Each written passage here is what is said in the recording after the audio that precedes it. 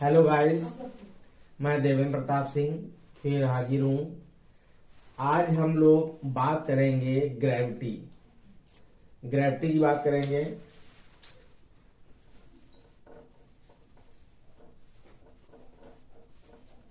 Gravity क्या है?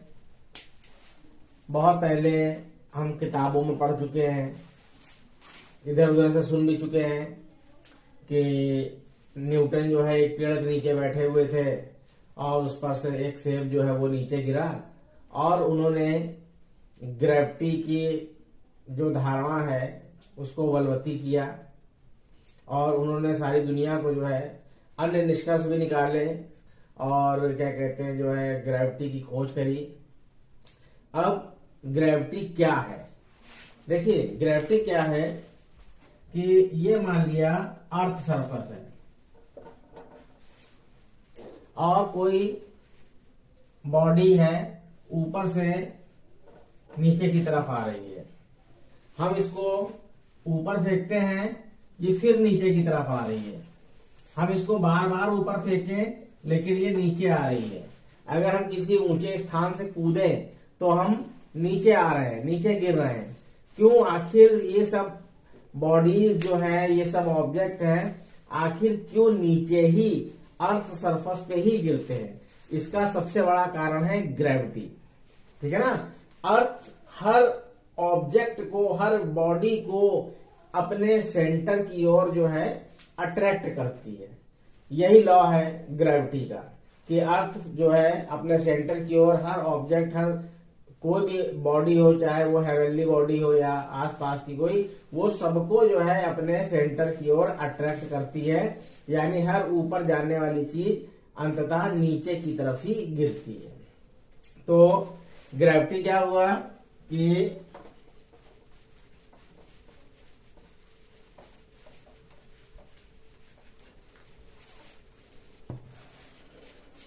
अब इस ग्रेविटी के बाद और भी निष्कर्ष निकाले न्यूटन और क्या कहते हैं जो है अन्य सहायक साइंटिस्टों ने, और एक नियम, एक लॉ जो है वो जनरेट हुआ जिसको हम लोग कहते हैं universal law of gravitation. Universal law of gravitation, universal law of gravitation.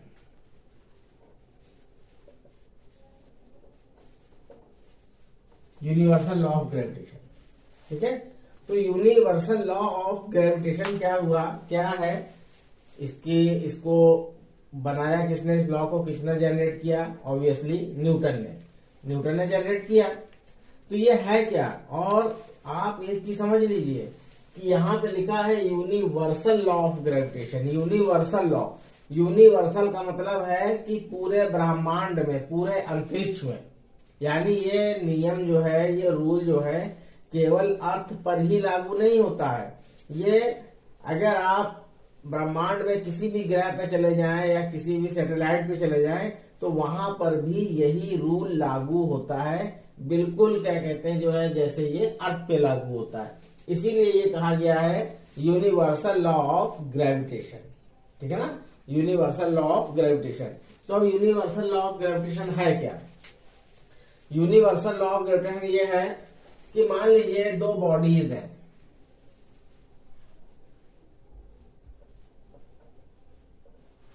जिसका मास है m1 और ये एक दूसरी बॉडी है जिसका मास है m1 m2। ठीक है? एक बॉडी है m1, एक बॉडी है m2 और इनके सेंटर से दूसरे के सेंटर तक के बीच की जो डिस्टेंस है, जो दूरी है, वो है r। ठीक? दो बॉडीज हैं, एक m1 और एक m2। बीच की डिस्टेंस कितनी है सेंटर्स के बीच की? r। ठीक? अब क्या होता है कि पहली चीज ये है कोई भी दो हेवनली बॉडीज हो उनके बीच में अट्रैक्शन फोर्स लगता ही लगता है, चाहे वो बॉडी पास पास हो या बॉडी बहुत दूर दूर हो। कोई भी दो बॉडी हो, कोई भी एक्स वाई जेड, ठीक है ना। क्या कहते हैं, पृथ्वी तो सूर्य के चक्कर लगा रही है उसी अट्रैक्शन फोर्स की वजह से, उसके अट्रैक्शन फोर्स से बाहर नहीं निकल पा रही है, इसीलिए उसके चक्कर लगा रही है। क्योंकि क्या लग रहा है, अट्रैक्शन फोर्स, ग्रेविटी, जो सन की ग्रेविटी है वो अर्थ को बांधे हुए है, ठीक है ना। तो दो बॉडीज हैं M1 और M2, इनके बीच की डिस्टेंस है r।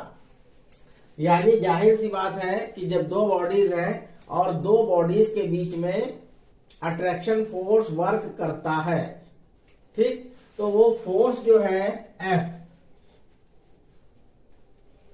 प्रोपोर्शनल होता है M1 इंटू M2 के, M1 इंटू M2। मतलब ये कि दो बॉडीज के बीच में लगने वाला जो अट्रैक्शन फोर्स है, जो आकर्षण बल है, वो दोनों बॉडीज के मास के प्रोडक्ट के इक्वल प्रोपोर्शनल होता है, प्रोपोर्शनल होता है। F proportional to M1 M2। Clear guys, F proportional to M1 M2। अच्छा, ये तो हो गई एक बात। अब इसका मतलब ये हुआ कि अगर मास जैसे जैसे बढ़ेगा, अगर क्या कहते हैं बॉडीज का, तो जो अट्रैक्शन फोर्स है वो भी बढ़ेगा, ठीक है। और अगर मास कम होगा तो अट्रैक्शन फोर्स वो भी कम होगा, ठीक है।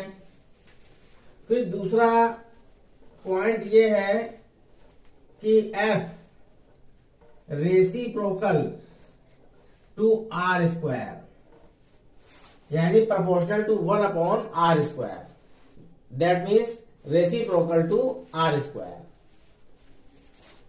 F reciprocal to R square, it's reciprocal, not directly proportional. Okay, इसको हम लोग इनवर्सली प्रोपोर्शनल भी बोल सकते हैं, ठीक है ना। इसको हम लोग इनवर्सली प्रोपोर्शनल भी बोल सकते हैं। तो F depends on M1 M2 and F depends on 1/r²। Okay, clear.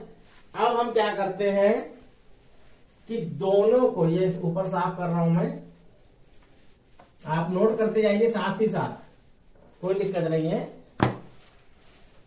अब दोनों को हम मिला के अगर लिखें तो ये हम लिखेंगे F proportional to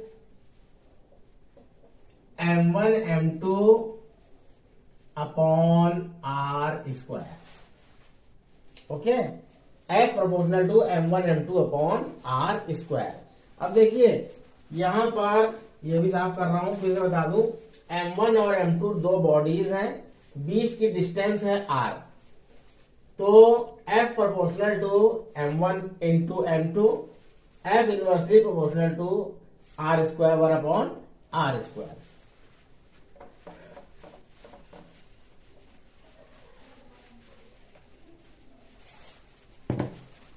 F proportional to M1 M2 upon R² आ गया।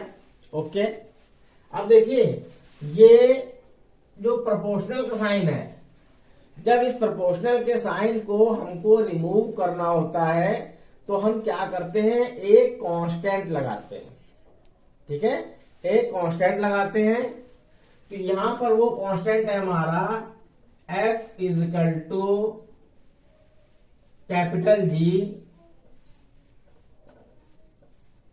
M1 M2 upon R²। F equal to G M1 M2 upon R²। F equal to G M1 M2 upon R²।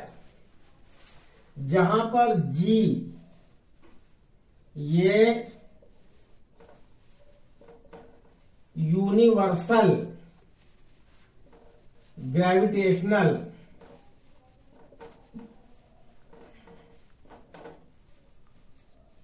Constant है।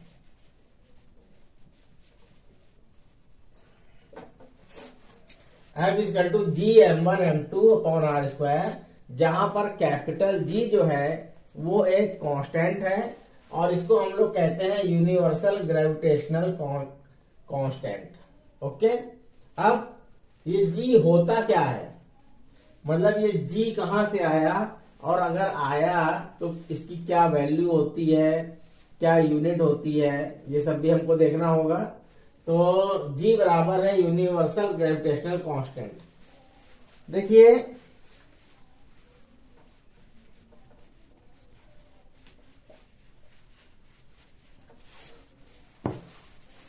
जो जी की numeric value होती है वो होती है 6.67 इंटू 10 की पावर -11। 6.67 इंटू 10 की पावर -11। अब इसकी यूनिट क्या होती है, इसकी यूनिट होती है newton metre square per kilogram square. Okay, G equal to 6.67 into 10 की power -11 newton metre square per KG square per kilogram square. तो ये होती है यूनिवर्सल ग्रेविटेशनल कांस्टेंट की वैल्यू। अब अगर आपसे पूछ लिया जाए एक लाइन में कि यूनिवर्सल ग्रेविटेशनल कांस्टेंट है क्या, ये है क्या, आखिर इसका मतलब क्या, ये वैल्यू है, ये क्या कहते हैं जो है newton metre square per KG square को आप लोग ऐसे भी लिख सकते हैं Newton metre square per KG square. ठीक है, तो अब जो है इसकी वैल्यू पर आते हैं कि ये वैल्यू क्या है, कहां से आई। ये प्रायोगिक मान है जो हमारे वैज्ञानिकों ने विभिन्न प्रकार के ग्रेविटेशन पर जो प्रयोग किए हैं, जो अनुसंधान शोध किया है, उससे ये वैल्यू निकल के सामने आई है 6.67 इंटू 10 की पावर -11। अच्छा, अब ये है क्या चीज, अब हमको ये देखना है। ये चीज पहले फिर एक बार नोट कर लीजिए, जी बराबर 6.67 इंटू 10 की power -11 newton metre square per KG square, newton metre square per KG square. अब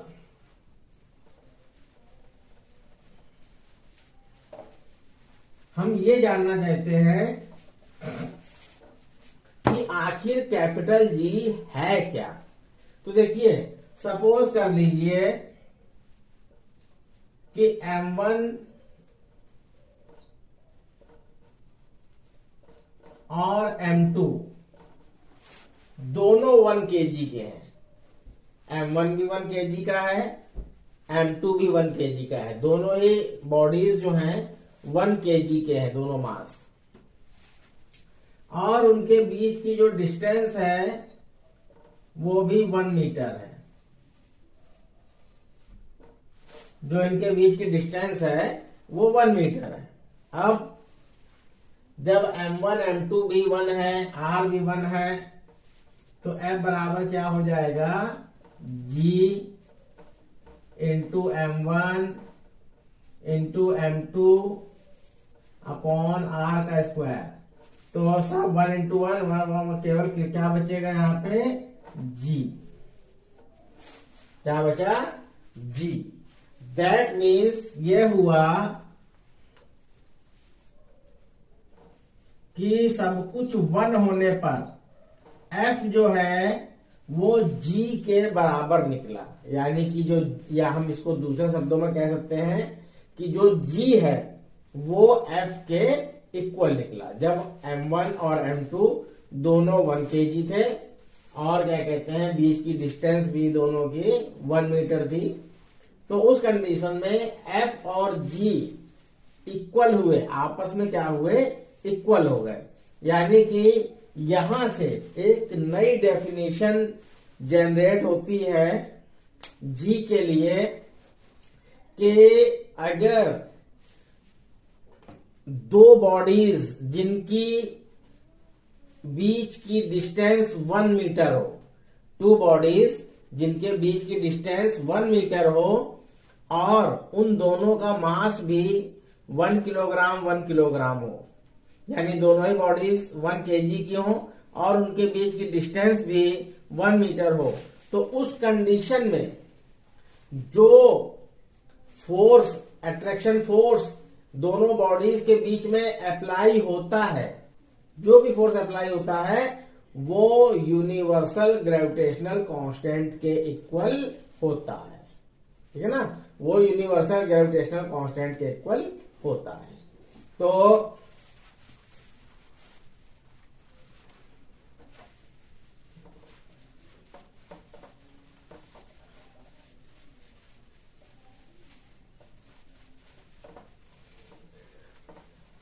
तो इस पर आपको न्यूमेरिकल मिल सकते हैं इस तरह के, एक दो न्यूमेरिकल हम लोग करके देखते हैं।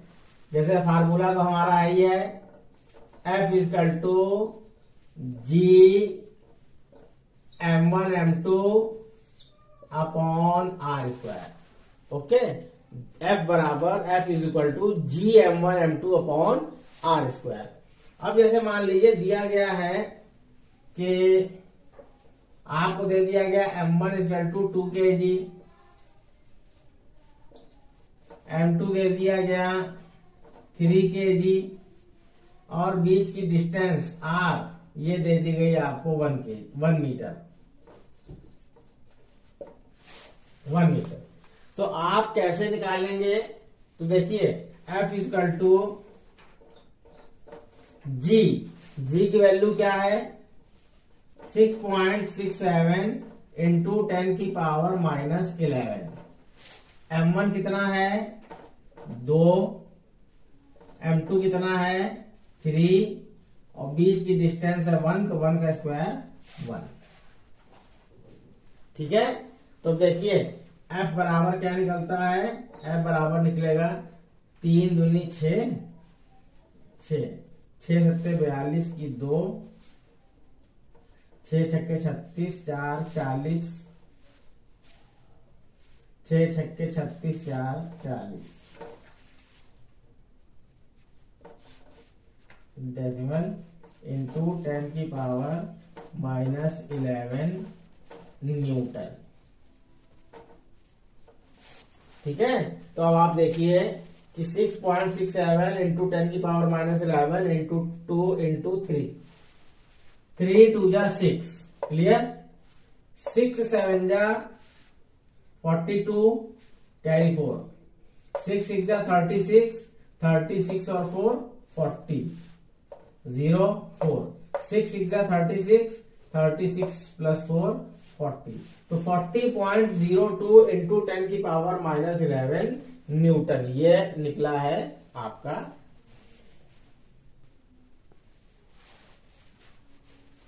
तो आप लोग समझ ही गए होंगे कि कैसे हमको निकालना है